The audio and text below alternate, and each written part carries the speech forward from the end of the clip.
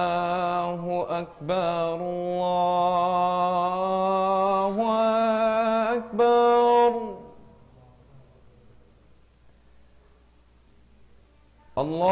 الله أكبر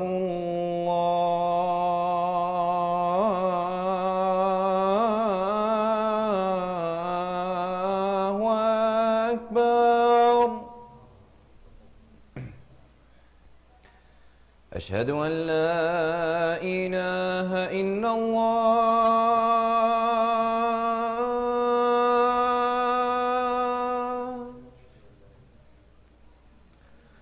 أشهد أن لا إله إلا الله.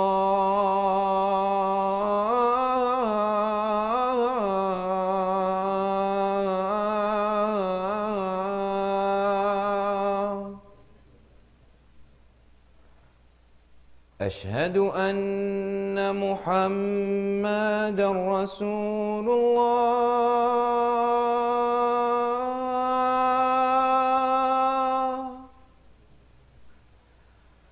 أشهد أن محمدًا رسول الله.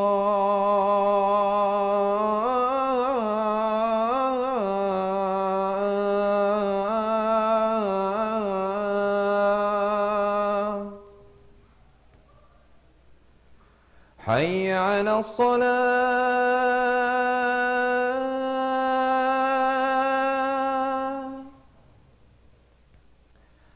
حي على الصلاة.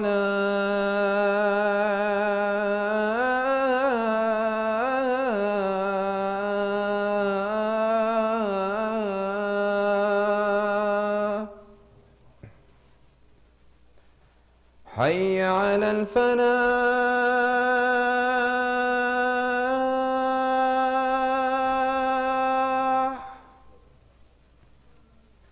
حي على الفلاح.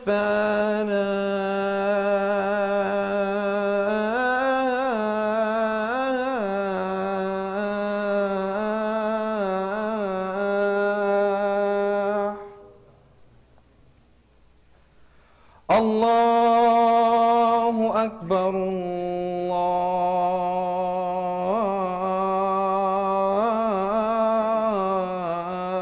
الله أكبر. لا إله إلا الله.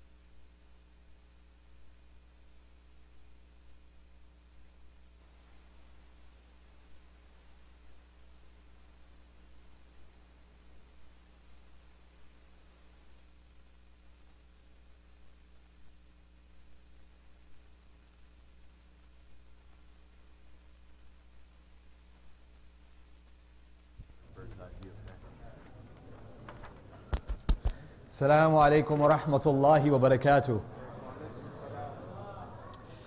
We ask Allah subhanahu wa ta'ala to bless us on this blessed day, inshaAllah, and give us that blessed hour in which our du'as are accepted. My dear respected, we firmly and humbly request to keep in your du'as the following individuals who are in need. Please make dua for Sayyid Maniral Alam, who is in the ICU. May Allah give him complete shifa and bring him home. Brother Abdul Rashid Tanadar, who had a heart attack. Please keep in your dua Brother Mansoor Kuwaidar, who is in need of shifa. Please make dua for Dr. Mahtab Ahmed, who was in an accident. Please also continue to make dua for Sister Aisha Adam. May Allah give her complete shifa. Sister Layla Salama, the sister we were talking about after childbirth, who was going through a lot of difficulty. She's still having a lot of difficulty. May Allah give her shifa and bring her home. Also make dua for Brother Farhat Ibi, Brother Abdul Rahim Farazi, who passed away in Bangladesh. Inna lillahi wa inna ilayhi raji'un. May Allah give him Jannat al-Firdaus and give patience to the family. Inshallah, so please keep these individuals in your du'as. We are going to be having, so alhamdulillah, we want to get activities in the masjids, different lectures, different talks, but at the same time, we want to bring things that are relative and educational for everybody. Last week, if you were here for Jummah, you might have noticed, but we had a brother who actually fainted, right, during the khutbah. He passed out, right? Many of us, we have doctors in the community, we know what to do, but many of us don't know what to do. So it's important for us to bring classes and courses that educates us, regardless of our age or background, on how to react and how to respond to things like this. So inshallah, coming in either January or February, we're going to have a class here at ICIE on how to properly give CPR, right? It's something that we hear about, many of us know how to do it, but most of us don't know how to respond to something like that. We had a community member, their child fell into a jacuzzi, right? What do you do in situations like this? When you pull the child out, are we able to take care of that child? So once again, this is going to be coming up. We're going to constantly have new classes, not only religious, but that which benefit us in our normal professional, personal lives as well. So keep an eye out for that, inshallah. Once we have a final date, I will announce it up here again. We are going to be having a program, first Friday of every month, Family Night. It's going to start January 5th, and it's going to be every Friday of the month for the entire year, inshallah. The first one coming up is going to be on January 5th, and the topic is going to be Jesus, Isa alayhi salam, in Islam, right? We just passed the holiday season, people are celebrating different things, but how is it that we view Jesus in Islam, and how can we study his life and become better Muslims as a result of his life, inshallah. This is going to be next Friday, January 5th, and it's going to be led by our khatib today, Hafiz Sahib Ashrafi. Food is to be announced. Once again, there will be food, but we want everyone to come out and make this a community event, inshallah. The following Friday after that, January 12th, our khatib is going to be Imam Suhaib Webb, and that evening is going to be a lecture by Suhaib Webb as well. So these are the kind of events that are only going to be as successful depending on how many people show up. So please keep these things on your date and bring the families. Every third Friday of the month is going to be a contemporary youth topic. Cater to the youth, adults welcome as well. That's going to be announced by next week, inshallah, who the speaker and what the topic will be. ICIE will be hosting a self-defense class for sisters on January 20th from 1 p.m. to 3:30 p.m. Nowadays, with what's going on in society, it's important for our sisters to be able to take care of themselves if the situation arises. So once again, this is a certification taught by a certified teacher on this topic. Once again, it's open for all sisters.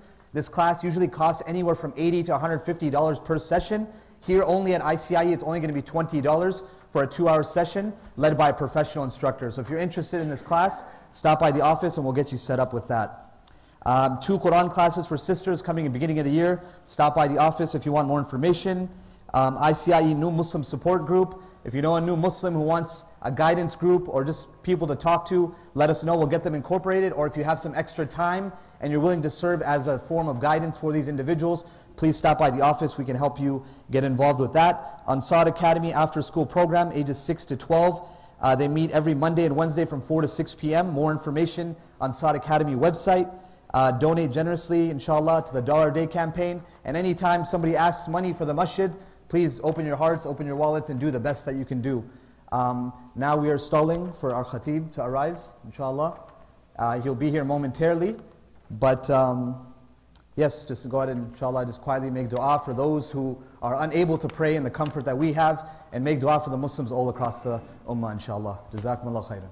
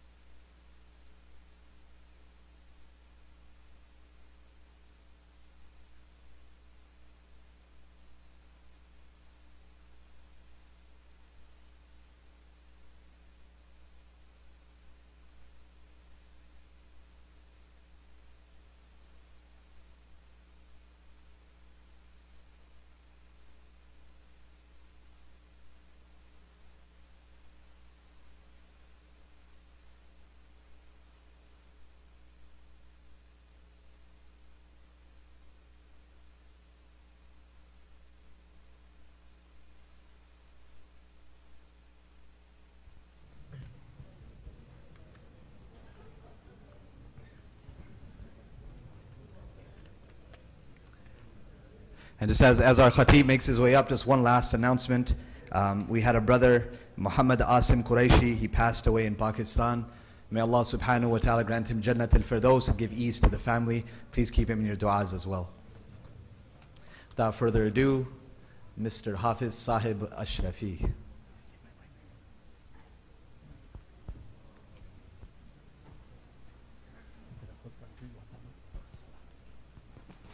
Assalamu alaikum wa rahmatullahi wa barakatuh.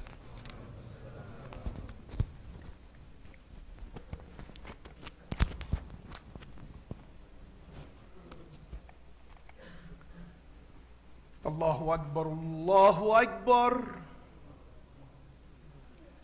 Allahu Akbar, Allahu Akbar. أشهد أن لا إله إلا الله.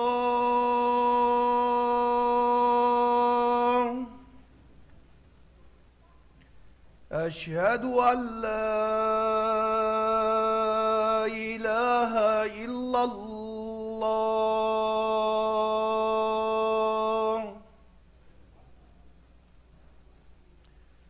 أشهد أن محمدًا رسول الله.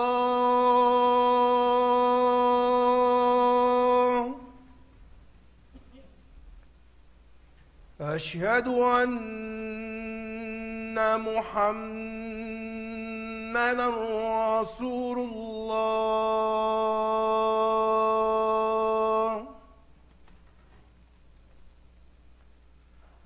حي على الصلاة.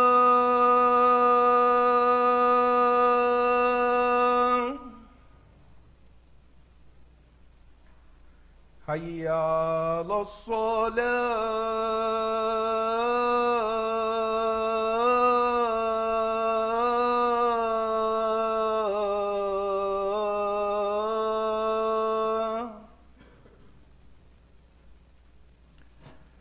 حي على الفلاح.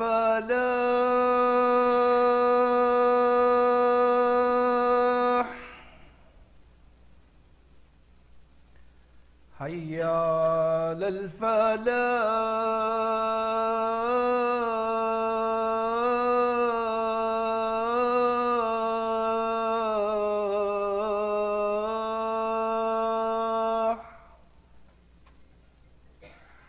الله أكبر، الله أكبر. لا إله إلا الله.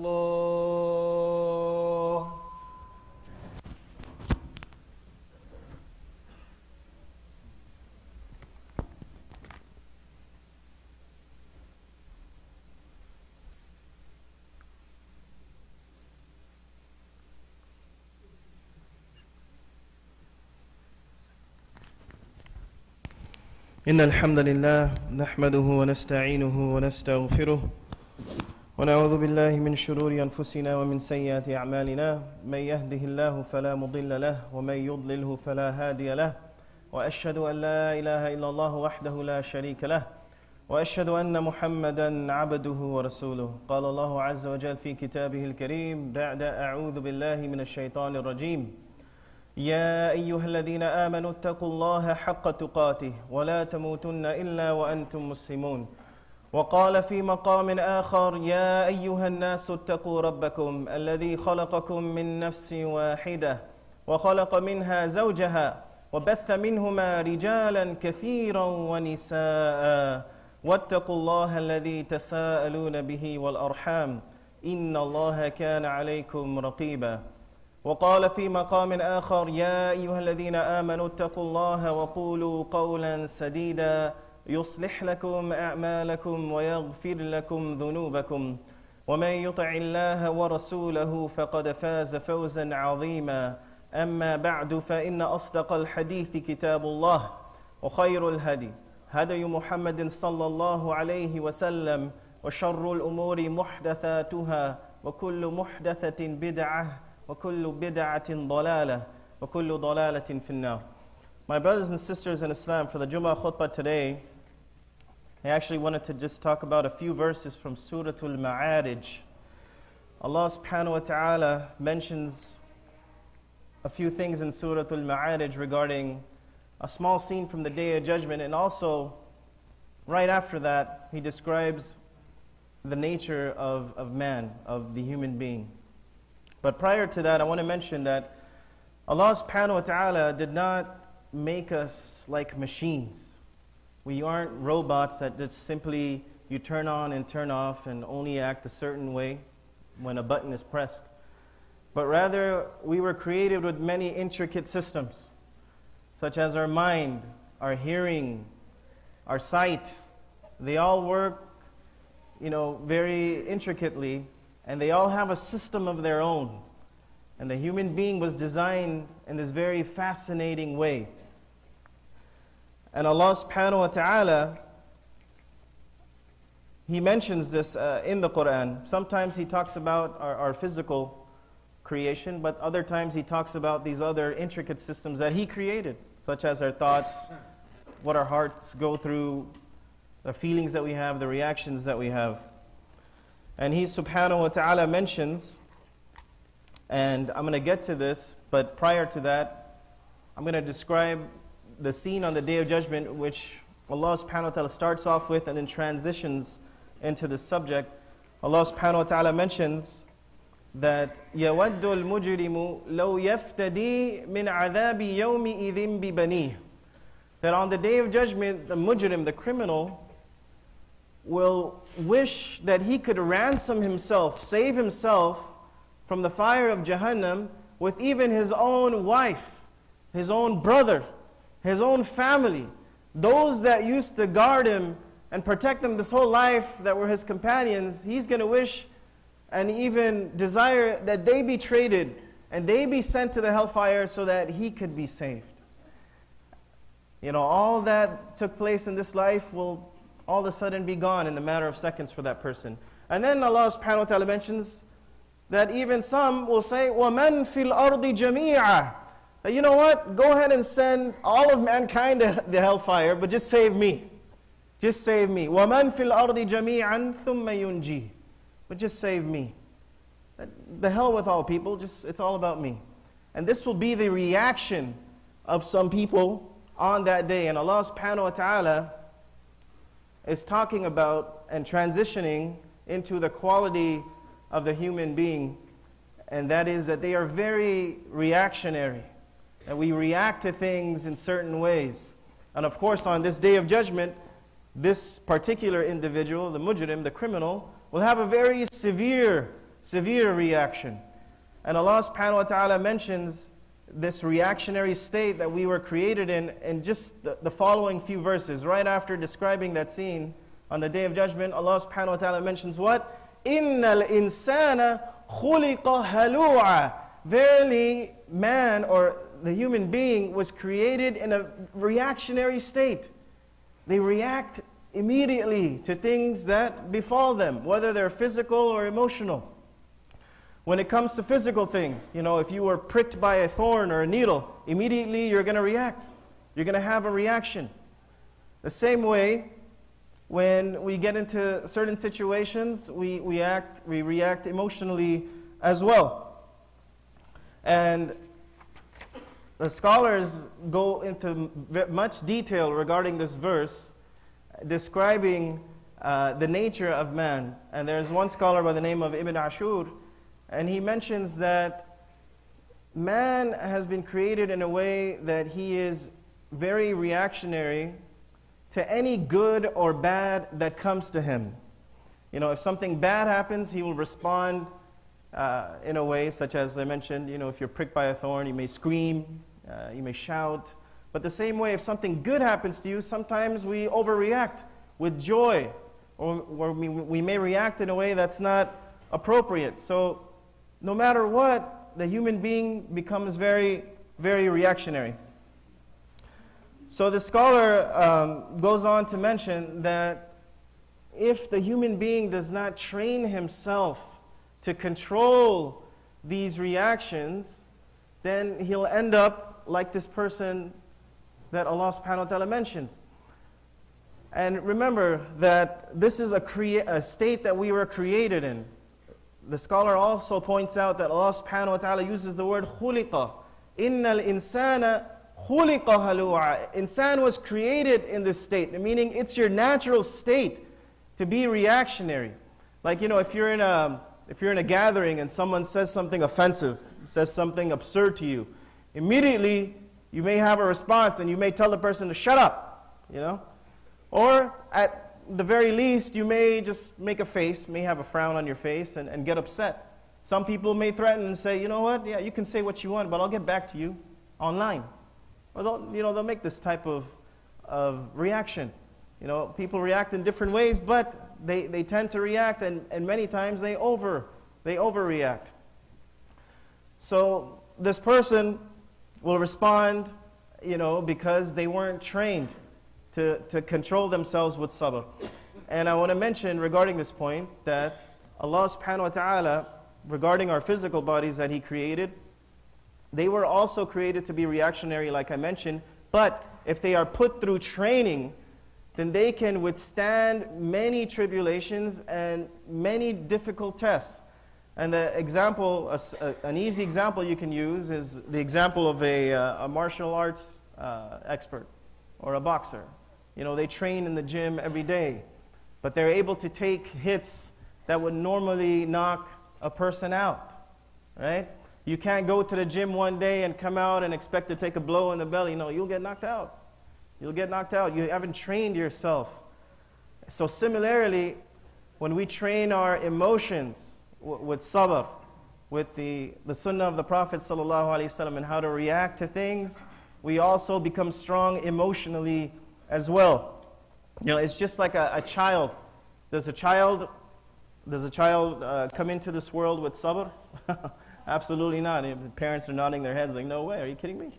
And they're in their back seat of the car screaming and shouting for every little thing that happens, They'll be shouting just because their sibling was looking at them in a certain way, Or they took their toy away. They'll scream so loud as if a dead person just came out of a grave or something.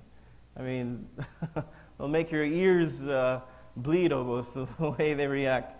But nevertheless, going back to the point is that just as our physical bodies are trained in certain ways and are able to withstand and withhold many physical tests, the same way the other aspect of our creation, our minds, our hearts, should be trained as well so that we react in the best of ways. The scholars go deeper into this verse and they describe this word halu', the reactionary translation that we gave to this word, and they mention certain symptoms regarding this. And they say that man falls into these certain symptoms, and it's good to know about these so we stay away from them and that we don't become like these certain individuals. So the first symptom they mention regarding this word halu', and they're simply manifestations of the word. The first thing they mention is greed. Greed. That sometimes man becomes very, very greedy. Very greedy. An example of this in regards to halu' is, when you go to a wedding, and this is a classical example, I've seen it growing up and I still see it till today. You'll go to a wedding and the buffet is scheduled for 8:30, but of course it doesn't start till 11:30 or midnight, maybe Fajr sometimes. It's delayed. But nevertheless, the guy that gets into the line first, he sees this whole tray of chickens lined up, right? He sees this whole tray of chickens, but he looks back and he sees a long line behind him. So what does he do? He fills his plate with like 20 chickens so that his grandchildren can eat them one day, inshallah. And he goes back to his table and he only can eat about 2 of them, but he has this satisfaction that, alhamdulillah, I know I got enough so that when I go back and they run out, I know I had enough on my plate. Even though I'm not going to eat them all, I just want this insurance policy to have enough chicken tikka on my plate. Okay?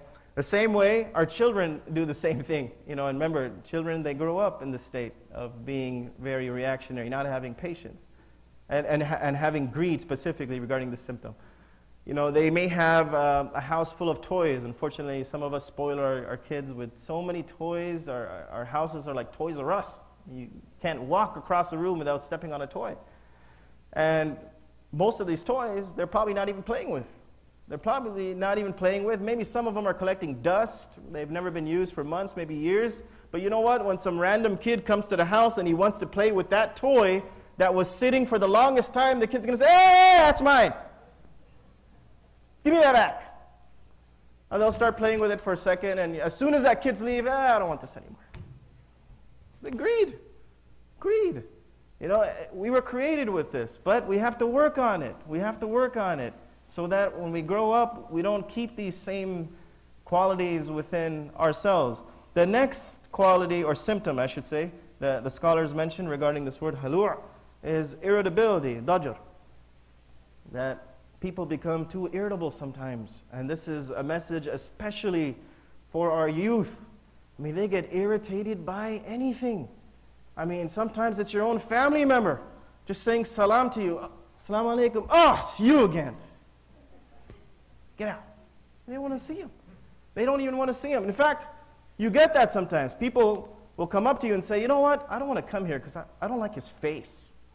I just don't want to look at him." You know, and you don't want to come to a certain gathering just because you don't like someone's face. SubhanAllah. Sometimes, and this happens a lot, and I want to especially push this on the young ones, like from high school and college. You'll come home, and your mom will just ask you, "Assalamu alaikum, son, daughter, how are you doing? How was your day?" "Mom, I don't want to get into it with you today. Just leave me alone. I had a long day." Relax. She was just saying salam and how your day was doing. Why are you getting so angry, so irritable, so easily? SubhanAllah.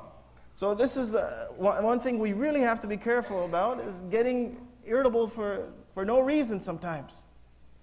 The next symptom the scholars mention is stinginess. Stinginess. And, you know, that is basically me having everything and not giving anything out. Unfortunately, it's very sad when we see people getting stingy, especially in the society that we live in. There is no reason to be stingy. You know, we'll have, once again, I'll use the example of children, and this time parents are involved. You'll have some friends come over. Some of the kids' friends are coming over, and before they enter the door, you'll tell your kids, "Hey, make sure you don't give them any snacks, okay? These are very expensive. Don't share any of them. Unless they ask you, then just give them one, okay?" And you're training your kids to be so stingy at a young age so that when they grow up, they'll carry on the stinginess. They'll never become sharing. SubhanAllah. You know, when guests enter our house, they're actually angels. They're angels entering the house, as if they're angels. You should treat them very nicely.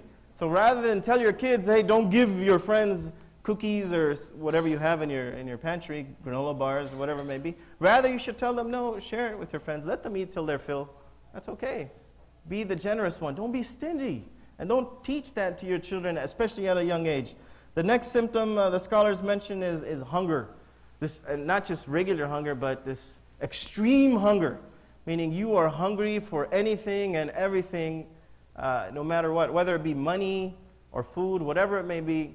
I mean, you just want it, and you want more of it, even though you don't need it. You could go out to a restaurant and have, you know, a ribeye steak, with mashed potatoes and all the sides, and you name it, and then come home and say, you know, "What do we have for dinner?" And open the fridge. Like, man, you just ate. Relax, man. Or sometimes, you know, people will be eating, and this happens a lot too. They'll be eating dinner, and they'll say, "What are we having for breakfast?" Enjoy your dinner first. Don't worry about the breakfast later. Oh my goodness, you know, this extreme hunger. Sometimes that hunger comes in the form of money. You know, you're hungry for money. You know, even though you become the richest person, but you have that desire to get more. And sometimes, you know, anytime you see an opportunity, you'll put yourself at risk to even get it. Like some people will be really well off, but they'll see a $20 bill floating in the middle of the road, and they'll risk their life, you know, almost getting hit by a bus to grab that $20 because the wind might, you know, take it away. You know, SubhanAllah. So that extreme state of hunger, we gotta make sure we control ourselves regarding that. And then the last example here that they mention is cowardice, or being cowardly. And that is, if something bad happens to you, you simply buckle. You buckle down. Like, for example, if, God forbid, someone loses their job. I say, you know what, I'm ruined for the rest of my life. I can never do anything again. I'm just going to sit home like a bum. I'm going to watch TV and go on unemployment. That's it. I'm not going to do anything else. And some people take it even further. That, you know what, my life is ruined now, so I'm just going to resort to drinking. If some bad things happen, they'll say, my life sucks anyway, so I might as well drink. I'm so messed up anyway, so I might as well do this. Might as well get into drugs, get into gambling, and do bad things. You become a coward, basically. You give up on life, and you lose all hope, and you resort to things that you probably never would have in your life, but now that you went into this one small trial, maybe it's a big trial, tribulation, this problematic situation, you are giving it up, and you're ready to do things that you never would have even imagined yourself doing before. Some people, na'udhu billah, even get to a point where they say, you know what, I don't want to pray anymore, because I've been praying and nothing's good is coming out of it, or this bad thing just happened, so why should I pray? And they'll stop praying, subhanAllah, as if the prayer had something to do with the calamity that befell them. But I'll go elaborate on the prayer in just a little bit, and actually Allah subhanahu wa ta'ala will mention it in the following verse, and we'll get to it. But then Allah subhanahu wa ta'ala also describes some of these symptoms, back to the verse, إِنَّ الْإِنسَانَ خُلِقَ هَلُوعًا. Allah subhanahu wa ta'ala also describes certain qualities of the human being, and He mentions right after that, إِذَا مَسَّهُ الشَّرُّ جَزُوعًا.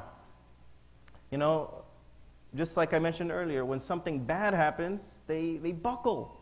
They buckle and they completely give up. And they lose hope, and they resort to things that they never would have before. And they become cowardly, like the scholars mentioned. وَإِذَا مَسَّهُ الْخَيْرُ مَنُوعًا. And if something good happens to them, then they become stingy with it. They don't want anyone else to have that good. It's like some new Muslim joining, or anybody, a new employee within your corporation or your organization, your business. You don't want to see this guy move up. You're going to make sure you do whatever you do to stomp him and keep him down. In the medical field, we have attending physicians. Sometimes they may see a resident, and they'll give this guy the hardest time, as if he's going to grow up and take his position. We don't want to see anyone get up there in life. We hate to see other people's success and progress. Na'udhu billah. And this is a terrible quality to have. But you know what? Allah subhanahu wa ta'ala mentions actually a scholar mentions regarding this, is that this is the quality that man was created with. So He's not necessarily saying that you're a bad people because you may have this quality, but rather this is something you were created with and that you have to work on to get yourself rid of. And then Allah subhanahu wa ta'ala mentions certain remedies. He mentions actually quite a few. But you know what the first thing He mentions is? Right after that? Right after mentioning all these things, إِنَّ الْإِنسَانَ خُلِقَ هَلُوعًا إِذَا مَسَّهُ الشَّرُّ جَزُوعًا وَإِذَا مَسَّهُ الْخَيْرُ مَنُوعًا إِلَّا الْمُصَلِّينَ. Except those who pray. Except those who pray consistently. إِلَّا الْمُصَلِّينَ الَّذِينَ هُمْ عَلَى صَلَاتِهِمْ دَائِمُونَ. And they are consistent with their prayers. They don't just come once in Ramadan and then leave, or one qiyam and that's it, never wake up for Fajr again. No, they are consistent. And some of you may be asking, I don't see the correlation. How does salah take me away from all these things? I'm just getting up, doing a little cardiovascular activity, and I'm supposed to get better all of a sudden? How does this work? Think of salah a lot deeper than that. Think of salah much more than that. When you are praying, what is this? This is a meeting between you and Allah subhanahu wa ta'ala. Imagine if you had a meeting with the president, or get even simpler than that, something that you could put yourself in, practically in an everyday situation. What if you were in a job interview and you're sitting there in front of those interviewing you? Are you thinking about anything else? Even though you had a lot of problems, even though you may not have a job, no, you're going to focus on that interview and you're going to do whatever you can to score greatly on that interview. You want to hit it really good. And everything else, you could care less about at that moment. You will not even think twice about it. The same way in salah, Allah subhanahu wa ta'ala is trying to train us, because this is a meeting between us and Him, and moreover, it's a simulation for what will take place between us and Allah subhanahu wa ta'ala on the Day of Judgment. On the Day of Judgment. Imagine you are standing before Allah subhanahu wa ta'ala. Will any of your problems right now, all those people that irritate you and anger you, or those actions or events that take place, will they mean anything on that day? Absolutely not. They won't mean anything. The same way Allah subhanahu wa ta'ala is training us, that when you are in salah, think of yourself there on the Day of Judgment before Allah, and know that any problem, He is the master of everything, and He will take care of it. And no problem is bigger than Him subhanahu wa ta'ala. And you enter your salah, and you are optimistic that Allah subhanahu wa ta'ala will take care of all my issues. And you don't just do this once, but you do it every time He ordained us to do it, which is our Fajr, our Dhuhr, our Asr, our Maghrib, and our Isha salawat. And you know what, subhanAllah, in this verse, or this set of verses in Surah Al-Ma'arij, Allah subhanahu wa ta'ala mentions a list of remedies. He starts with salah, and He ends with salah. The verse starts off, or the set of verses, إِلَّا الْمُصَلِّينَ, and they end with what? الَّذِينَ هُمْ عَلَىٰ صَلَاتِهِمْ يُحَافِظُونَ. Subhanallah. They are the ones that protect their prayers. They constantly resort to Allah for their problems, their needs, because He will get them out of those situations. And He will train you through the salah to become less reactionary. I look at myself, my personal life, the things I would react to as a kid, then as a teenager, then in my 20s, now I'm in my 30s. As you go on, you can see your level of tolerance go up, and inshallah, I ask Allah to build it for myself and everyone here. May Allah make us more tolerant towards the things that befall us in life. But I want to mention one last thing. The second remedy Allah subhanahu wa ta'ala mentions, and I'll end with this. After the salah, He mentions one more remedy. And He says, وَالَّذِينَ فِي أَمْوَالِهِمْ حَقٌّ مَعْلُومٌ. And those that in their wealth, they know that there is a portion of it that belongs to others, that they dedicate to others in need, whether it be people in worse situations, whether they be poor people, whether it just be an institution like a masjid that needs to be taken care of. They understand that there are others in worse situations, and that they put things in perspective, and they give that which Allah gave them, so that they become more grateful, and they become more patient with the situations that befall them in their everyday lives. And I want to end with this, and I'm going to elaborate a little further in the second khutbah, inshallah. أقول قولي هذا وأستغفر الله لي ولكم فاستغفروه إنه هو الغفور الرحيم.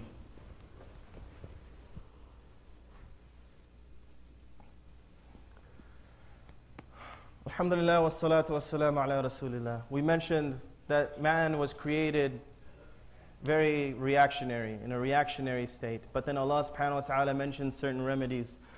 We mentioned the salah, and I'm going to close with this last one, and that is that man is also, those who save themselves from this state are the ones who are generous, and they give from their wealth.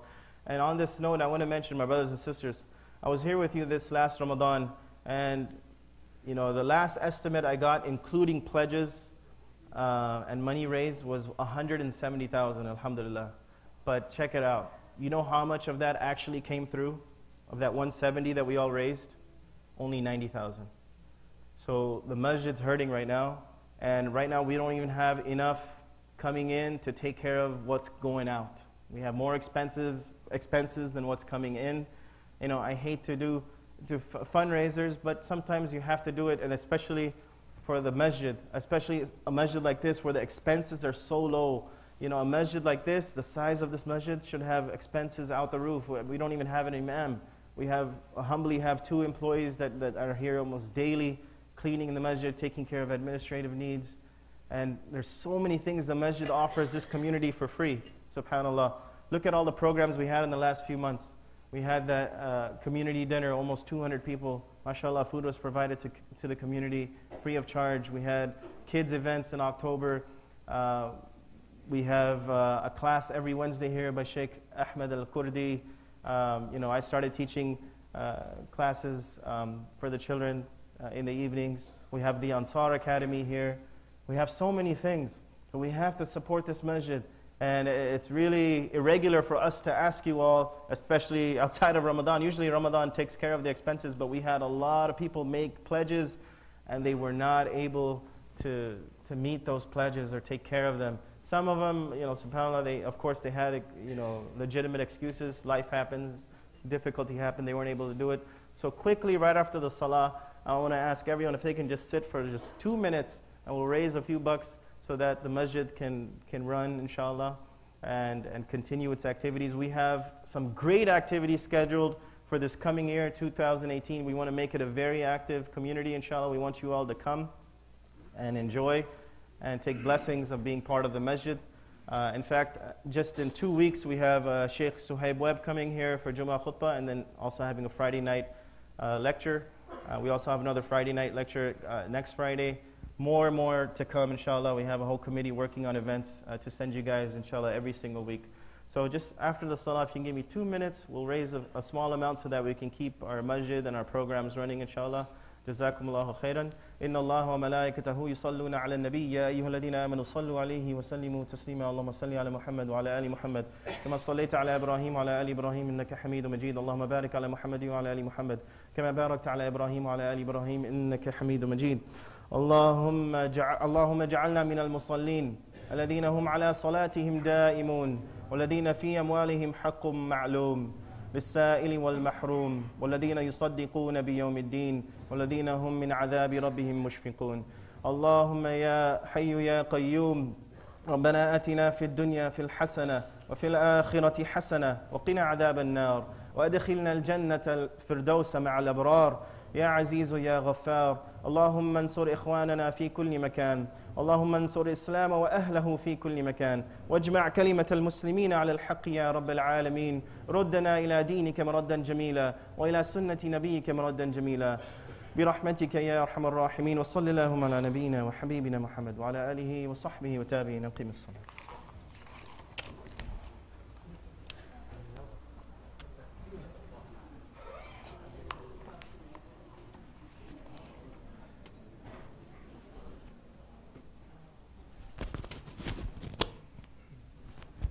الله أكبر الله أكبر أشهد أن لا إله إلا الله أشهد أن محمد رسول الله حي على الصلاة حي على الفلاح قد قامت الصلاة قد قامت الصلاة الله أكبر الله أكبر لا إله إلا الله Stow. If you stand up shoulder to shoulder, fill in the gaps.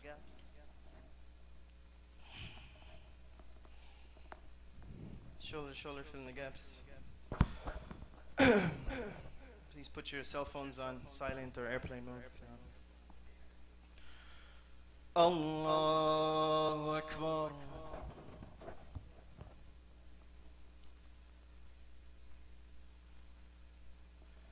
الحمد لله رب العالمين الرحمن الرحيم مالك يوم الدين إياك نعبد وإياك نستعين اهدنا الصراط المستقيم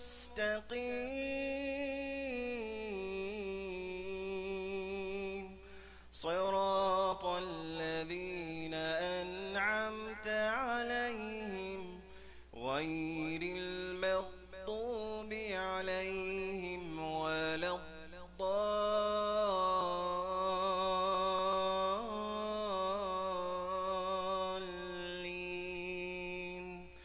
آمين ألهاكم التكاثر حتى زرتم المقابر كلا سوف تعلمون ثم كلا سوف تعلمون كلا لو تعلمون علم اليقين لترون الجحيم ثم لترونها عين اليقين ثم لتسألن يومئذ عن النعيم. الله أكبر.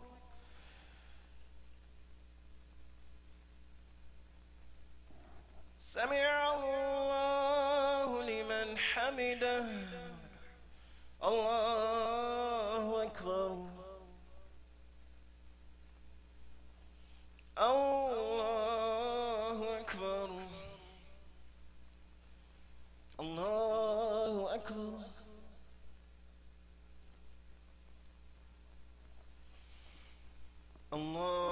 الله أكبر. الحمد لله رب العالمين الرحمن الرحيم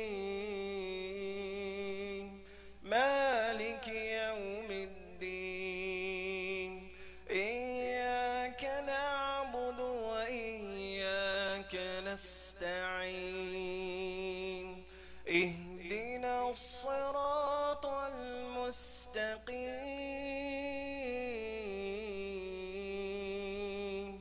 صراط الذين أنعمت عليهم غير المغضوب عليهم ولا الضالين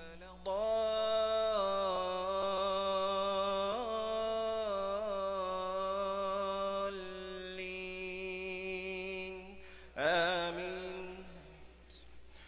ويل لكل همزة لمزة الذي جمع مالا وعدده يحسب أن ماله أخلده كلا لينبذن في الحطمة وما أدراك ما الحطمة نار الله الموقدة التي تطلع على الأفئدة إنها عليهم مؤصدة في عمد ممددة. الله أكبر.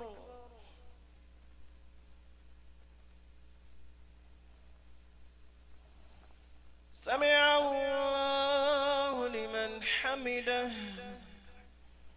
الله أكبر. الله أكبر. الله أكبر.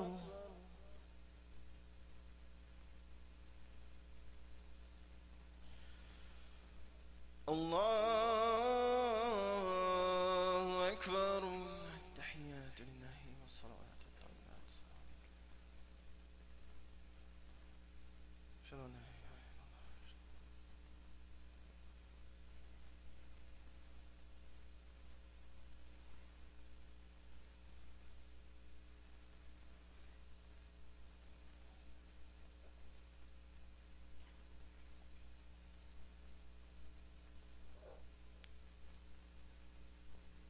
السلام عليكم ورحمة الله. السلام عليكم ورحمة الله. استغفر الله استغفر الله. اللهم أنت السلام منك السلام تبارك يا ذا الجلال. اللهم أعني على ذكرك وشكرك. Assalamu alaikum, brothers and sisters. If everyone could just hold on for a minute, unless you have to go to work, no worries. My brothers and sisters, as I mentioned, the masjid is in dire need of some funds here. We had some pledges that did not come through. What I also did not mention is we also have some maintenance projects taking place, especially in the restrooms and other areas. very quickly here, I'm going to ask, can I have 10 brothers that can give $1,000 inshallah to the masjid to take care of expenses? Where's my number one? Number one back there, Allahu Akbar. Where's my number two? Number two, quickly, Bismillah. The young man, your father's going to be on the top. Where's my number two here? Allahu Akbar. Number two right there. Where's my number three? Bismillah, real quick. Where's number three? Number three, fi sabilillah. إنما يعمر مساجد الله من آمن بالله. Those that take care of the masjid are only those who believe in Allah on the last day. Number three, Allahu Akbar. Where's my number four? Can I have my number four real quick? Bismillah. Number four for 1,000. We're here to take care of the needs of the masjid, brothers. Nothing else. Do I have my number four? Number four, real quick. Bismillah. Number four. We have four? Okay. Allahu Akbar. Where's my number five? Five. Jazakallahu khair. May Allah bless you and your wealth. Ameen. Say Qulu Ameen. Don't be stingy for your brother. Remember when you say Ameen for your brother, Allah subhanahu wa ta'ala returns that dua to you. So we had about four, another 2,500, so 65, mashallah. So I need another 35 and we'll complete 10 here. Do I have another 1,000 or another 500? I'll cut it in half real quick. Can I have 7 brothers to do $500, inshallah? 7 brothers for 500. One right there. Allahu Akbar. Where's my number two? Number two, Allahu Akbar for 500. Number three for 500. Allahu Akbar, young man right here to my right. Where's my number four for 500? Allahu Akbar, brother in the back by the door. My number 5 for 500, young man right there next to the chair. Allahu Akbar, Allah bless you. Number 6 for 500, brother in the back. Number 7, Allahu Akbar. 8, 9, Allahu Akbar. 10, Allahu Akbar, Allah bless you all. I'll just get 11 now since I'm at 10. Can I have a number 11 now, inshallah? Number 11, young man right here. All right, your father is going to be on the 10 for that. Number 11, mashallah. Jazakumullah khairan. I don't want to keep you any longer, but please, whatever you can do, even if it was more than the amount I asked for, please make sure you put it in the donation box. We'll give you an update next week of what we were able to gather here today, but please be generous. This is your masjid. Inshallah, please support it. Jazakumullah khairan. Wassalamu alaikum wa rahmatullahi wa barakatuh.